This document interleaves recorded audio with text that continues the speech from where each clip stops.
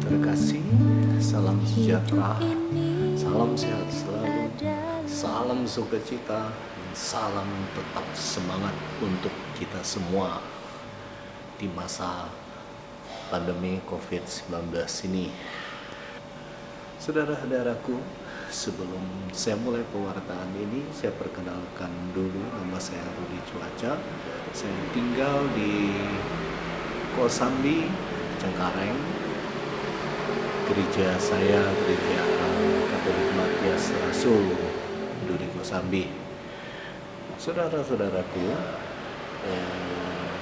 hari ini saya mencoba membawakan Injil Yohanes 15 ayat 1 sampai dengan 8. Tema yang mau coba saya buat adalah, yang saya mau coba bagikan, aku berbuah untuk siapa? Saudara-saudaraku, sebelum bacaan Injil Yohanes, mari kita berdoa dulu dalam nama Bapa, Putra, dan Roh Kudus. Amin. Allah Bapa yang penuh kasih, kami percaya Engkau menyediakan jalan keselamatan untuk kami melalui Yesus Kristus Putra-Mu Bapa. Untuk itu, yakinkan kepada kami akan tetap tinggal di pokok anggur itu.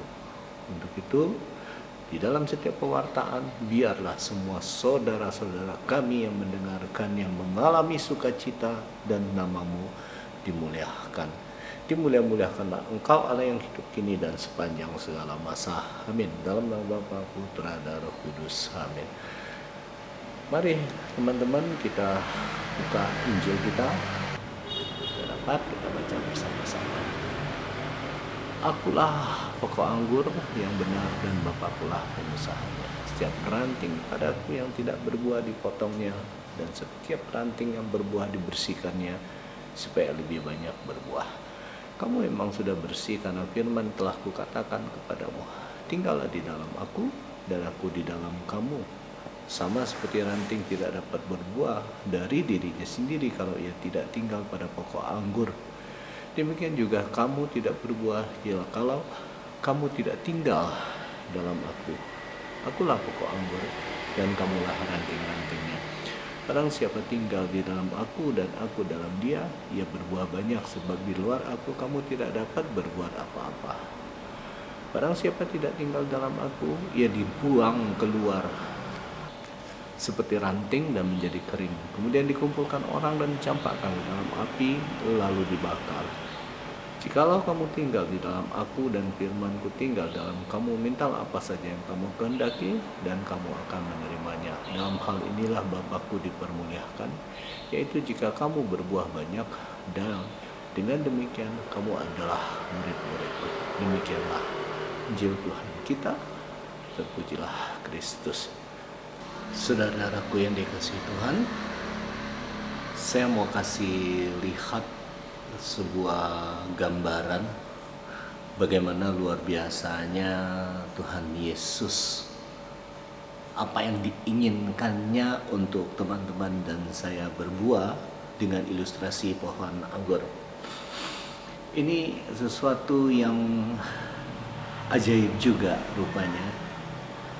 3 hari yang lalu saya coba syuting, dan sebetulnya saya memberikan gambaran kepada teman-teman mengenai pohon anggur yang baru saya gundulin. Saya buang ranting-rantingnya karena daunnya sudah mulai kuning, rusak lah, mungkin tidak tahu kenapa. Dan itu saya gundulin. Tapi tadi saya lihat sudah berputik. Nah, kita lihat ya video ini ya teman-teman. Oh Tuhan, pakailah hidupku selagi aku masih kuat.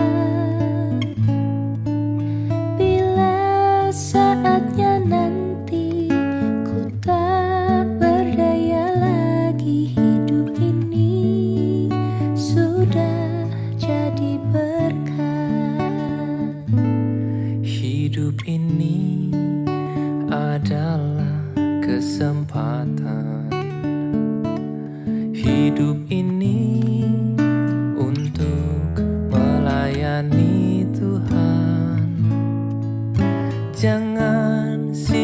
sia-siakan waktu yang Tuhan beri. Hidup ini harus jadi berkah. Oh Tuhan, Bagaimana teman-teman? Luar biasa Tuhan. Pada saat saya mencoba memikirkan ilustrasi untuk pohon anggur yang lebih tepat, Tuhan memberikan contoh bahwa sebelum dia berbuah, umumnya pohon anggur itu ranting-rantingnya dibuang, dipotek-potek atau digunting, bahkan bisa habis semuanya. Untuk berbuah, dia menahan sakit. Dan setelah berbuah, apakah pohon anggur itu sendiri mencicipi rasanya? Pasti tidak. Dinikmati oleh yang melihara ataupun orang-orang di sekitarnya. Bukan pohon anggurnya yang menikmati. Jangan berasumsi kita sudah tinggal di pokok anggur, hidup kita sudah bersatu dengan Tuhan, kita berbuah, kita sukacita karena menikmati buahnya. Salah. Orang di sekitar kita lah yang menikmati buahnya, teman-teman. Teman-teman dikasihi Tuhan, setelah kita mendapatkan suatu gambaran bagaimana apa yang dimaksud dengan berbuah sebenarnya di dalam Injil Yohanes ini, kemudian kita mau mencoba melihat untuk berbuah itu bagaimana.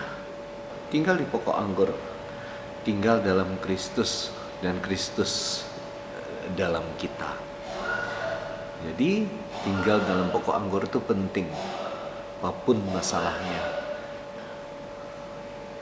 Tinggal di pokok anggur ini lebih kepada Yesus menginginkan Dia sebagai sumber kebenaran mencoba memberikan kita nutrisi, pencerahan, tuntunan di dalam terang Roh Kudus. Supaya apa?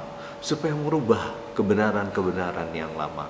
Nah, tujuan hidup, konsep, prinsip-prinsip hidup, cara hidup, inilah yang akan dicoba dirubah untuk kita tinggal di pokok anggur itu, dan semuanya akan dirubah. Itu tujuan hidup, supaya kita menjadi dewasa. Bongkar, kasih pokok anggur itu. Gampang gak membongkar semuanya supaya kebenaran-kebenaran baru masuk? Gak gampang, teman-teman. Butuh sakit untuk membongkar. Kenapa? Dari kecil kemudian melihat kehidupan, mungkin melihat perkawinan, dalam pikiranku karena dipengaruhi oleh dunia, seolah-olah aku sebagai laki-laki harus menguasai istri. Benar nggak begitu?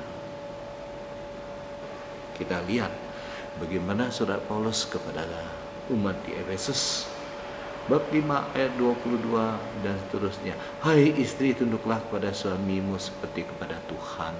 Hai suami, kasihilah istrimu sebagaimana Kristus telah mengasihi jemaat. Bagaimana Kristus mengasihi jemaat? Suami-suami, bapak-bapak, apakah Kristus main tangan ketika pasanganmu melecehkanmu, mencuekanmu, bahkan meludahmu? Kan itu yang terjadi karena cinta Yesus kepada jemaat difitnah, diludah, disalibkan, dimahkotai duri, bahkan dipermainkan, ditukang kepala, dipuk. Ayo, kalau engkau Tuhan, kau tahu. Apakah Kristus marah? Tidak, semata-mata karena cinta. Nah, kemudian tinggal di dalam Tuhan dan jadi murid Tuhan. Ini di ayat 7 dan 8. Ayat 7 ini aku melihat, merenungkannya sebagai spiritualitas kita. Minta apa saja kamu akan menerimanya. Mintalah Roh Kudus dalam keintiman itu, teman-teman akan mendapatkan pencerahan apa yang teman harus lakukan. Nah, yang saya maksud spiritualitas di sini adalah tinggal di dalam Kristus. Melatih spiritualitas di dalam persatuan dengan Kristus. Di dalam keheningan. Teman-teman merasakan, membayangkan pokok anggur Kristus dan teman-teman tinggal di sana. Bayangkan nutrisi, pencerahan dari Tuhan datang dan memperbaharui teman-teman dan saya. Lakukan ini setiap malam, setiap pagi, setelah membaca firman Tuhan.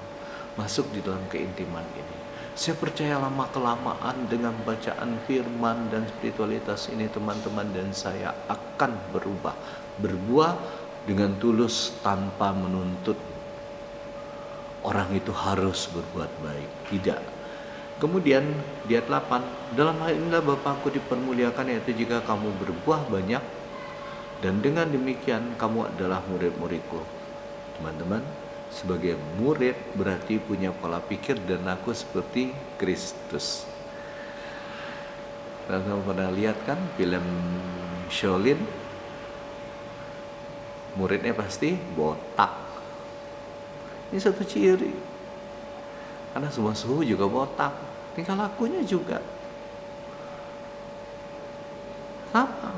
Pola pikir dan laku harus seperti Tuhan. Karena kita adalah murid-murid.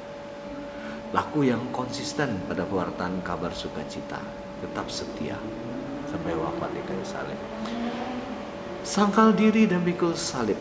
Gampang diucap, tapi gampang juga diingkari. Sangkal diri, melepaskan harga diri, teman-teman. Dari renungan secara keseluruhan, saya memetik resumenya. Ada 3 poin yang coba saya bagikan kepada teman-teman sebagai kesimpulan. Yang pertama, sebagai pohon yang berbuah harus dipotong, harus digundulkan. Artinya apa? Sangkal diri, harga diri kita buang, pikul salib. Dalam kedewasaan dan ketaatan iman, dan tidak berharap buah untuk sendiri, tetapi untuk orang-orang sekitar kita, untuk keluarga, untuk komunitas, untuk gereja, untuk pemerintah, untuk masyarakat, semuanya. Mereka merasakan aku berbuah. Yang kedua, untuk itu butuh tinggal di pokok anggur supaya berbuah, teman-teman. Kita mau melepaskan harga diri, kita mau melepaskan mindset itu susah. Untuk itu tetap tinggal di pokok anggur. Mindset lama kita gantikan dengan nutrisi yang baru, kebenaran-kebenaran. Supaya pikiran kita tidak picik, kita dimerdekakan dengan kebenaran-kebenaran itu. Gampang? Sangat tidak gampang, teman-teman. Perlu dicuci otak ini, teman-teman. Saya ingat dulu ketika awal-awal saya mengalami perjumpaan dengan Kristus secara pribadi. Mungkin ada yang mengatakan bertobat, tapi saya dibaptisnya umur 11.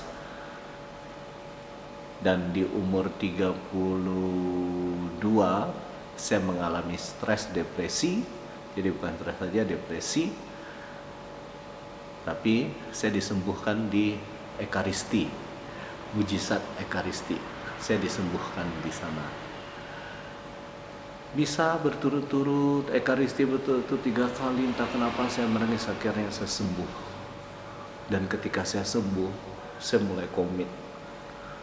Tuhan, saya kembali mau aktif di gerejamu. Bukan mau melayani, pikirannya mau aktif. Dan di sanalah saya mulai ikut evangelisasi, ikut seminar hidup. Banyak seminar-seminar yang saya ikut, termasuk retret. Dan satu kali saya ikut retret, kami dilatih untuk tetap tinggal di pokok anggur itu dengan istilah brainwash, cuci otak. Cuci otak itu bukan sesuatu yang aneh-aneh, tapi bagaimana kita fokus kepada Tuhan. Nah, macam-macam caranya. Kalau saya waktu itu melakukannya, saya tidak baca koran, saya tidak nonton TV, saya tidak dengarkan radio, musik-musik dunia saya ganti, di mobil saya ganti lagu-lagu rohani. Oh, luar biasa. Doa puasa, luar biasa teman-teman. Waktu itu tahun 96. Tahun 98 kerusuhan Mei, saya ingat waktu itu kami lagi kerja di gedung belakang Bursa Efek. Ketika itu waktu itu jam 1-an, istri saya yang nelpon. Jadi sekali lagi saya tidak baca-baca berita. Saya pergi kerja, saya melakukan apapun sehari-hari tetap ya, untuk mencari uang sih pasti tetap. Nah, istri saya yang nelpon, pulang sudah terjadi bakar-bakaran. Ya sudah, owner juga suruh ya kami pulang karena sudah luar biasa terjadi.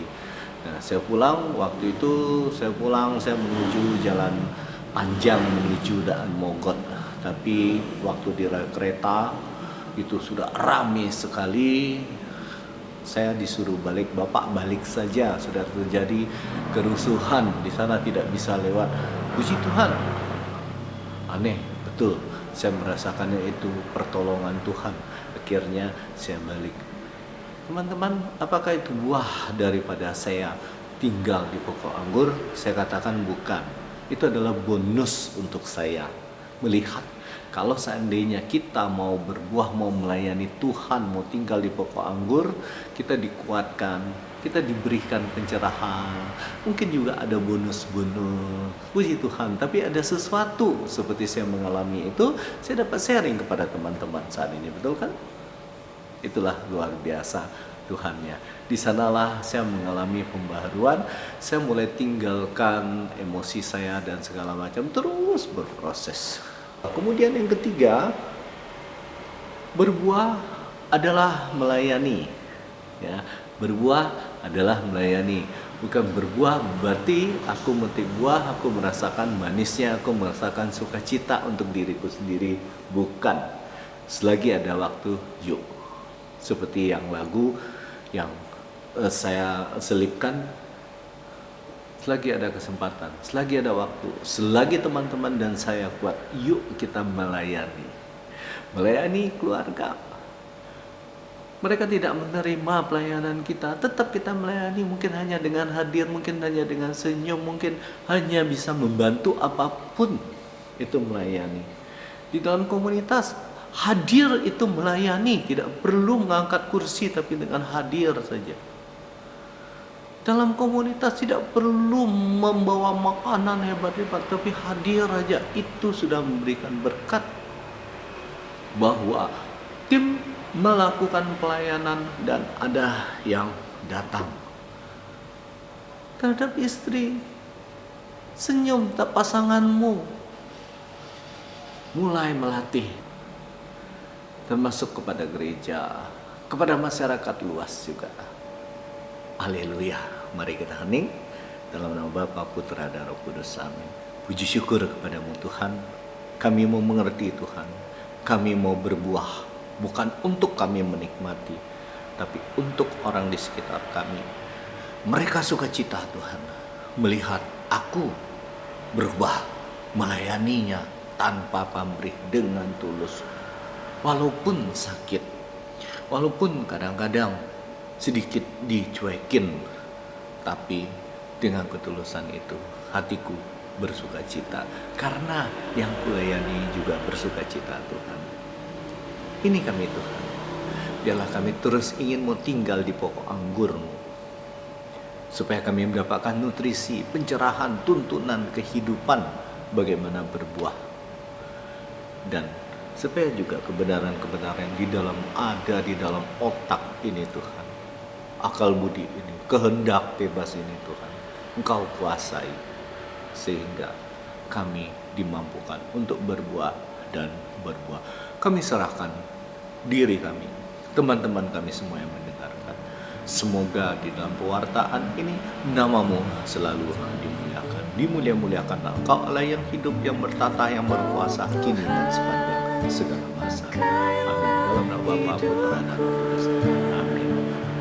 Tetap semangat, tetap sehat. Tuhan memberkati.